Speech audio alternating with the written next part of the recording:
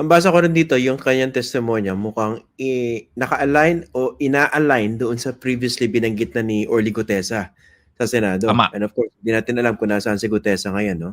So, assuming na talagang pinag-vault in yung kanilang testimonya, napaka-importante nga na ipatawag itong mga personalidad na binabanggit nila. Kasi binanggit na rin naman yung mga pangalan na yun, I think, no? Nung humarap si Orly Gutesa sa Senado. I don't know what happened. Pero you have the ICI, you have the ombudsman, pwede ipatawag yung mga tao mismo ni Zaldico, tapos yung tao daw ni Ferdinand Martin Romualdez. Kasi kung talaga sangkot itong mga ito, napaka-unfair naman sa ating mga nagbabayad ng buwis kung makakalusot itong mga ito. Diba? Yun ang masakit dyan eh. Kung totoong bilyong piso yung ninanakaw dito, no? Nakakalula eh. Hindi, actually, bilyong piso yung pinag-uusapan natin dahil nakikita na natin sa flood control. Pero, ang sakit naman kung makakalusot itong mga to, no? Kunwari talaga may kinalaman si Martin Romualdez tapos makakalusot because of some incredulous testimonies, di ba? Tama. Ako, yun naman yun eh. Although, kung titingnan mo lang, itong si Gutesa, yung testimony ni Gutesa, tsaka yung testimony, itong statement ni Zaldico, kahit sabihin nating flawed pareho, yung kay Gutesa, may sabit dun sa notary. Ito naman kay Zaldico, clearly, hindi naman under oath. Pero yun nga eh, may mga pangalang sinasabi dito, may mga detalyeng binibigay na pwede nang gawing simula ng isang pag-validate at pag-cross-check. At ako, tingin ko, dapat gawin. Kasi sa dulo, tayo naman, wala naman tayong ano dito eh. Wala naman tayong kinikilingan. Ang gusto nating mangyari, at tingin ko, ang gusto ng karamihan ng tao, panawagan ng tao, ang managot, kailangan managot. So ilabas niyo yung buong kwento, at kung sino man ang tamaan yan, yung mga taong yan, kasuhan, ikulong. Yun yung panawagan natin dito eh. So, given na yung admitting na yung flaws nitong ganitong kwento, tingin ko kailangan pa rin 'di ba, ang responsible thing to do for yung mga concerned agencies, ICI, Ombudsman, baka DPWH, i-validate at i-cross-check. Tingnan natin. Ano bang meron ba talagang laman itong kwentong ito, 'di ba? At kung yan ay magiging simula ng isang proseso na mas lalo nating maiintindihan kung ano ba talaga ang nangyari at sino ba talaga yung involved at magkano ba talaga ang kanilang binulsa, edi at least umaandar tayo. Pero ako, ang isang bagay na hindi ko papakawalan, si Zaldico has to own up.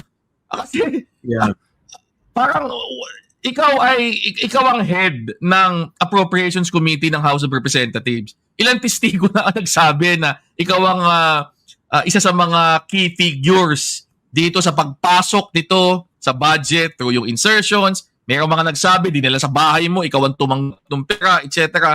Hindi naman pwedeng simpleng denial tapos magtuturo ka ng iba, absuelto ka na.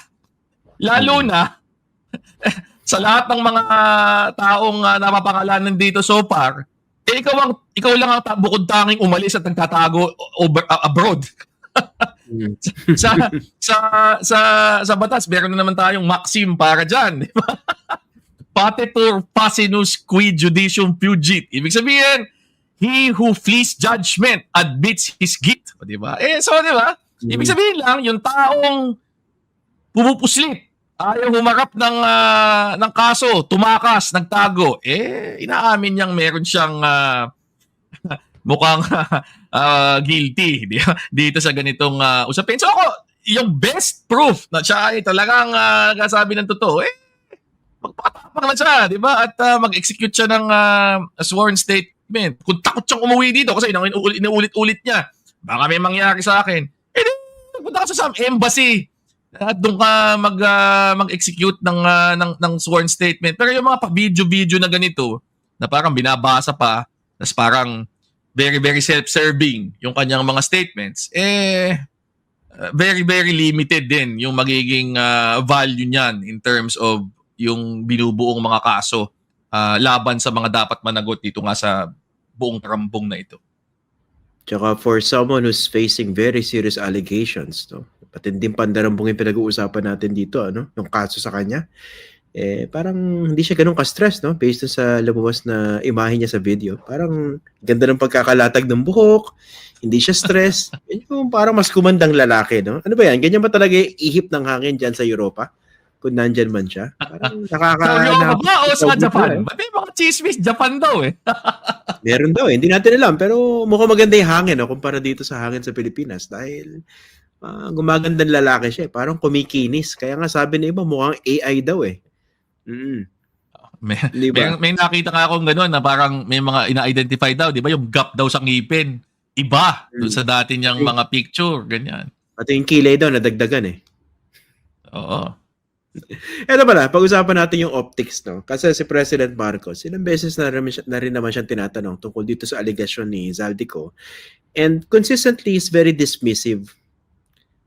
Sa tagal naman natin na nag-oobserba dito sa mga galawan sa politika, alam naman natin na more or less, no, kung ang isang response which is dismissive is actually credible, or that very act of dismissing an allegation is just used as a defense mechanism. Hindi ba? Dito kasi, personally, ang basa ko, no, mukhang I'm giving the president the benefit of the doubt at this point. The way he's dismissing the allegation, para bang I don't even want to glorify that or to dignify that. Nandun pa ako sa level na yon. Although part of me is also waiting na, hindi, pwede mo naman siguro sabihin directly, no? Hoy, hindi ako magnanakaw. Wala akong binulsa dyan. Hindi ba? Pero ikaw, what do you think of the optics of the way the president has been handling this controversy, which is trying to link him directly to the flood control scandal? Well, una, tingin ko naman wala naman talaga siyang choice except to deny. Whether may katotohanan o wala, talagang ang magiging response naman ay denial diba? At this stage. Tingin ko din, helped by the fact na medyo madaming pagkukulang itong mga paratang ni Ginoong Zaldico. As of now, nag-agree ako sa'yo, the president can kind of get away with yung ganong klaseng pag-brush aside lang nito. Kasi sa katotohanan, wala pa naman talagang matinding ebidensya o testimonya na nailabas na talagang mas direkta siyang na-implicate. Kasi maski dito sa sinasabi ni Zaldico, wala naman siyang claim na nag-usap sila directly.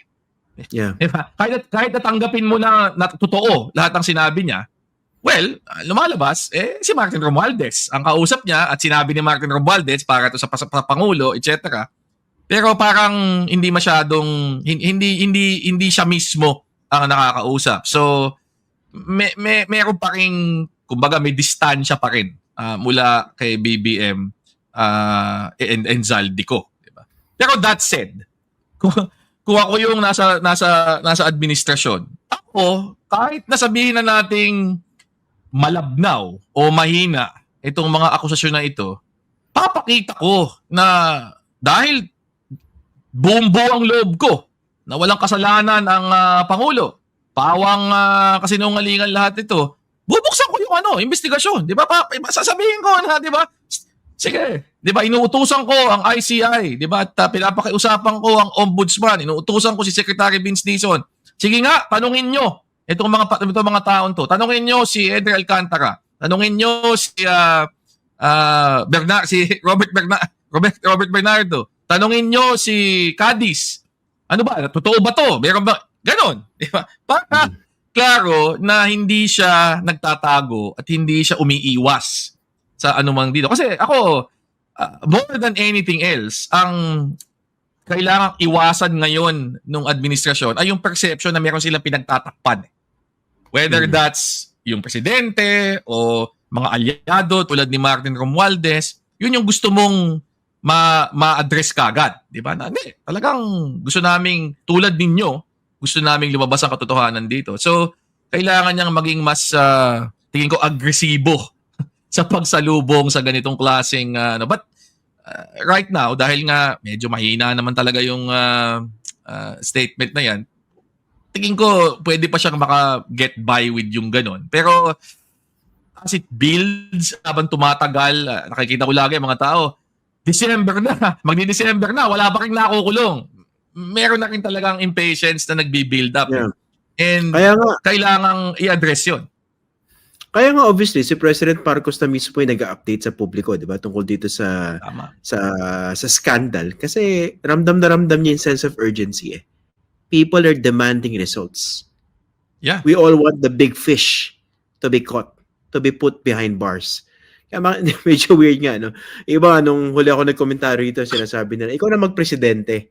Actually, hindi nila na-get yung context nung pagkaka-criticize ko dito sa style ng presidente. Sa akin, okay lang yan, no? You're trying to take charge of the issue.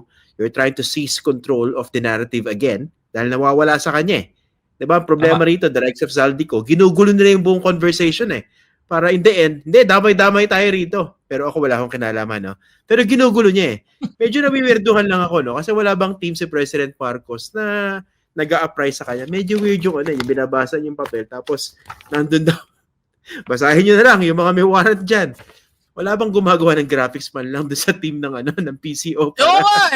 Para medyo naman, medyo pulido naman. Kasi talon-talo siya ng mga gumagawa ng TikTok, hindi ba?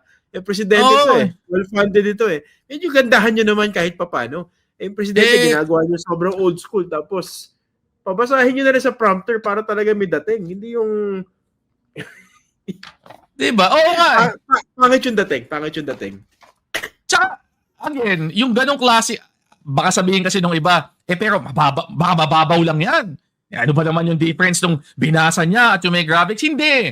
Kasi lahat yon, yung impression mo of how well prepared yung presidente, how well prepared yung presentation, reflection yon nung magiging tiwala mo din dun sa buong process eh.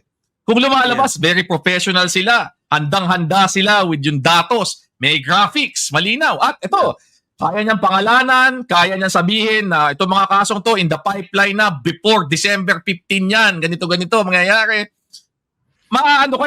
It gives the impression na in control, in command, maandar ng maayos itong prosesong ito and that all of you can rest assured na we have everything in hand. Pero yung gano'n na medyo parang may pagka, hindi naman house show, pero may pagka, Sloppy. Professional ang dating. Sloppy. Slapdash. Di ba? Ika nga. Di ba? Parang nakakaduda ka eh. Di ba? Ba't parang ganito?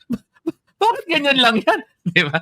Parang inabutan ng papel. Mr. President, we're going to start recording in 3, 2, 1. Teka. Ano ba nakasulat dito? I-prep nyo naman presidente yan eh. Para maganda naman yung delivery. Grabe naman kayo. Sinabi mo kanina, optics eh, di ba? Optics, yung images na yon, yung visuals na yon, yung dating na yon, they all matter. Diba? Sa ganitong usapin.